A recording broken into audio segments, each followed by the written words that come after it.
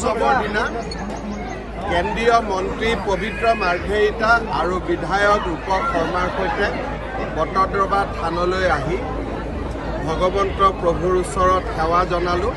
গুৰুজনাৰ প্ৰতি ভক্তিভৰা সেৱা আগবঢ়ালোঁ। অসমবাসীৰ মংগল কামনা কৰিলোঁ। হোলীৰ আনন্দ খালি হোলীৰ দুটা দিনতে নহয়, গোটেই বছৰ জুৰি এনেকৈ অসমৰ মানুহ আনন্দৰে থাকক তাকে কামনা কৰিছোঁ।